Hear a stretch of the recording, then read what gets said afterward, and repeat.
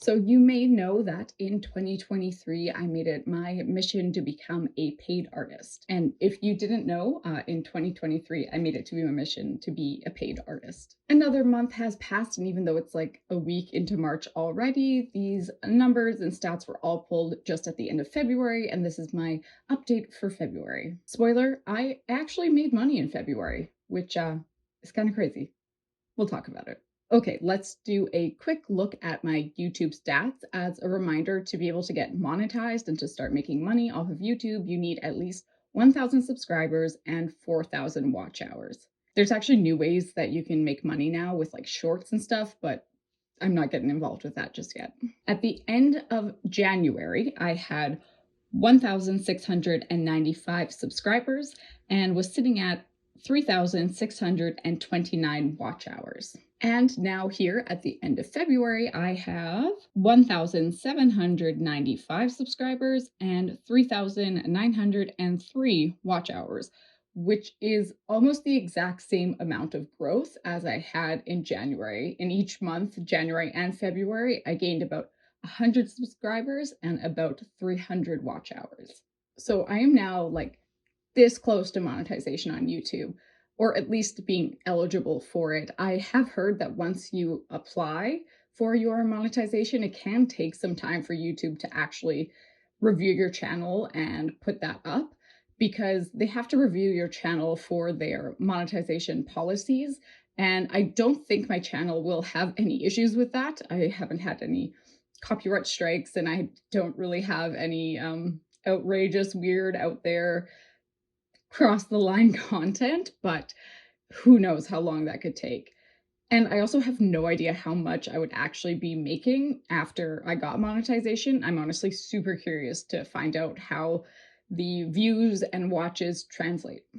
Now, I still have my shop at Society 6, but I got a lot of really good feedback on my last video and a couple of my Instagram posts from other artists about selling your prints and stuff. And they kind of alluded that Society 6 is harder if you're just an artist and you're not just creating for Society 6.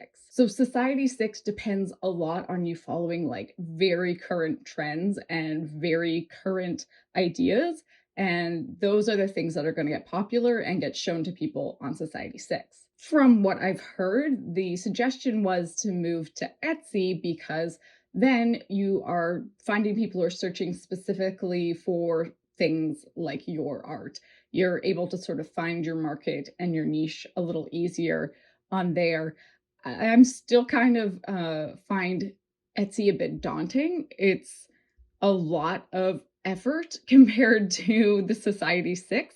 But I think I'm really going to give it a go and find some time to research that this month. And hopefully I can have a few things up in an Etsy shop by the end of March leading into April. So stay tuned to my Instagram account to see when and how I launch that Etsy account. All right. Now, last time I talked about my sort of struggles that I had putting up my original artwork to sell. I was really nervous and kind of anxious about it, but I am very proud to say that I actually listed my first piece of art for sale, and it was like on, I think, February 26th. I was really cutting it close to sort of my end goal of having at least one part done, one piece up before the end of the month. But I am even more excited to say that it actually sold, and it actually sold pretty quickly, which was kind of flabbergasting for me.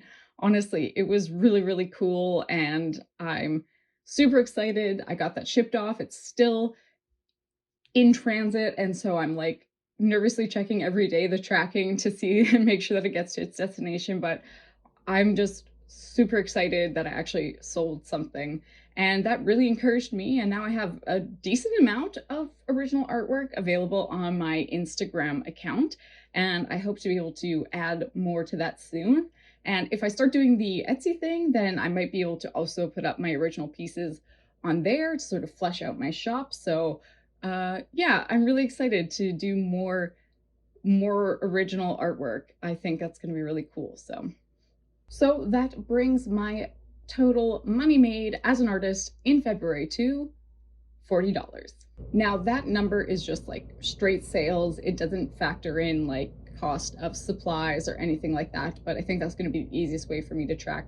Just for now, I am starting to track in the background inventory prices, all that kind of stuff, just so I have it in case I need it, because taxes or whatever. Honestly, I'm just so proud and excited, and I can't wait to see where this all leads. But now, just like a little tiny bonus advice, it sort of started happening like as soon as I posted something for sale on my Instagram.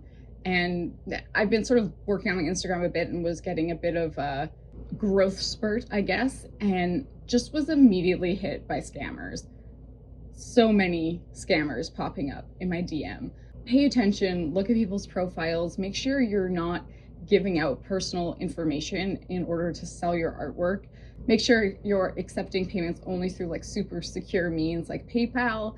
And if it seems like too good to be true, it probably is. And if it seems really weird and creepy, run away. Just some bonus advice. So thank you for continuing to support this journey. I got so much great advice and encouragement after I posted my last video, and I super appreciate it.